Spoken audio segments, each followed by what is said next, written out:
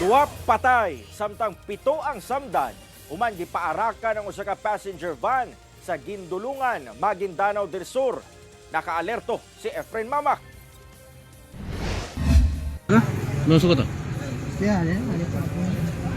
Napalgang nagbuyod ug naligo na sa kaugalingong dugo kining usa ka lalaki nga kauban sa 16 ka mga sakay. Lakip na ang driver sa passenger commuter van diyang naabot kini sa police station sa Dato Saudi Ampatuan Lunes sa gabi.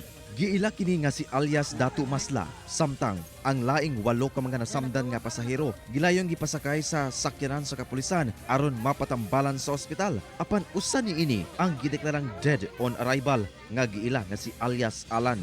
Matod sa Maguindanao del Sur Police Provincial Office, pauli na ang maong mga biktima padulong sa lungsod sa Sultan sa Barongis apan pag-abot sa barangay Bagan sa Guindulungan banda 7:30 sa gabi. Gipamusil kini sa mga sospek apan nahimo pa sa maong driver nga imaneho ang maong sakyanan padulong sa maong police station.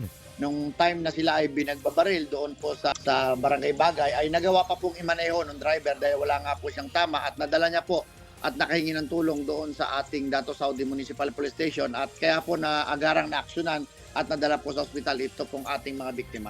Gilayong nagpahigayon og hot pursuit operation ang kapulisan batok sa mga sospek kinsa gituho ang misibat sakay ang usa ka minivan nga walay plaka. Ginaberipika pa kung rido ang motibo sa maong pagpamusil. Hindi pa po opisyal na makapagbigay ng statement yung ating kapulisan patungkol dyan hanggat hindi pa po natin na nababalidate.